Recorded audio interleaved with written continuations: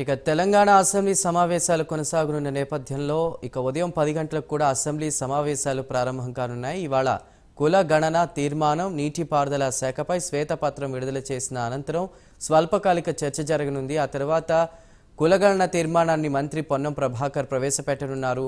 నేటితో అసెంబ్లీ సమావేశాలు వాయిదా పడే అవకాశం కూడా ఉంది. ఇప్పటికే వాడివేడిగా కూడా అసెంబ్లీ సమావేశాల్లో చర్చలు జరుగుతున్నాయి.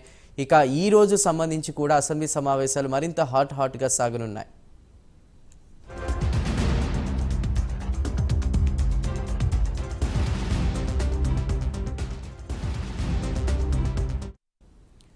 ఇక తెలంగాణ అసెంబ్లీ సమావేశాలు 10 గంటలకు ప్రారంభం కానున్నాయి. ఇవాళ వాడివేడి చర్చ కూడా ఉండబోతుంది. పూర్తి వివరాలు అందించడానికి మా ప్రతినిధి నాగేంద్ర సిద్ధంగా ఉన్నారు. నాగేంద్ర,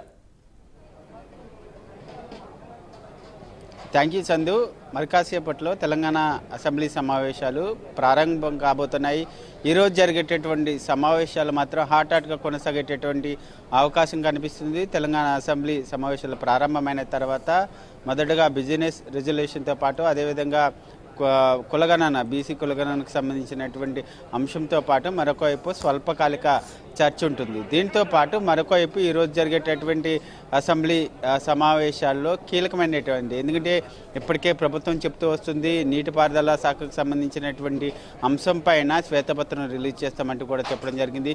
దానిలో భాగంగా ఈరోజు మొదటగా అసెంబ్లీ సమావేశాలు ప్రారంభమైన తర్వాత కులగణనకు సంబంధించినటువంటి తీర్మానం బీసీ శాఖ మంత్రి అయినటువంటి పొన్నం ప్రభాకర్ ప్రవేశపెడతారు. అనంతరం దానిపైన తీర్మానం చేసిన తర్వాత మొదటగా నీటిపారుదల శాఖకు సంబంధించినటువంటి దానిపైన శ్వేతపత్రం ప్రభుత్వం రిలీజ్ చేయబోతుంది. ముఖ్యంగా ఇప్పటికే ఒకవైపు కృష్ణా జలాలకు సంబంధించినటువంటి అంశంలో ఒకవైపు ప్రభుత్వం అధికారపక్షం, మరొకవైపు బీఆర్ఎస్ మధ్య మాటల యుద్ధం కొనసాగుతుంది. దీంతో పాటు కేఆర్ఎంబీకి సంబంధించినటువంటి అంశం పైన ఇప్పటికే కృష్ణా జలాలకు సంబంధించి కృష్ణా సాగర్ పైన సంబంధించినటువంటి ప్రాజెక్టులన్నీ కూడా కేఆర్ఎంబీకి ప్రభుత్వం అప్పగించింది అనేటటువంటి వాదన పైన పెద్ద ఎత్తున కూడా బీఆర్ఎస్ నేతలంతా కూడా మాటల దాడులు చేస్తుండేటువంటి నేపథ్యంలో ఇప్పటికే ఒకవైపు అసెంబ్లీ సమావేశంలో కేఆర్ఎంబీకి ఎటువంటి ప్రాజెక్టులు అప్పగించేది లేదంటూ కూడా తీర్మానం చేసినటువంటి పరిస్థితి ఉంది. దీంతో పాటు మరొకవైపు నీటిపారుదల శాఖ ఈరోజు ప్రభుత్వం ప్రవేశపెట్టేటటువంటి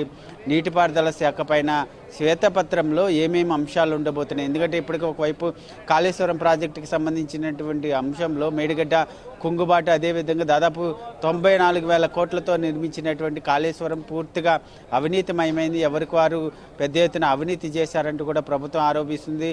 ఇప్పటికే ఆ దిశగా విజిలెన్స్ విచారణ సైతం జరుగుతుంది. మరొకవైపు విజిలెన్స్ అధికారులు పూర్తిస్థాయి నివేదికను సైతం ప్రభుత్వానికి ఇచ్చినటువంటి నేపథ్యంలో ఈ అన్ని అంశాలను కూడా ప్రస్తుతం ఈరోజు జరిగేటటువంటి అసెంబ్లీ సమావేశాల్లో ప్రభుత్వం బయటపెట్టబోతుంది. దీంతో పాటు మరొకవైపు నీటిపారుదల శాఖకు సంబంధించినటువంటి అంశంలో ఎన్ని వేల కోట్ల రూపాయలు అప్పులు ఉన్నాయి, అదేవిధంగా అవినీతికి సంబంధించినటువంటి అంశంతో పాటు మరొకవైపు ఇతర కొన్ని కీలకమైనటువంటి అంశాలపైన హాట్గా చర్చ జరిగేటటువంటి అవకాశం అయితే కనిపిస్తుందని చెప్పాలి Chandu. Right Nagendra, thank you.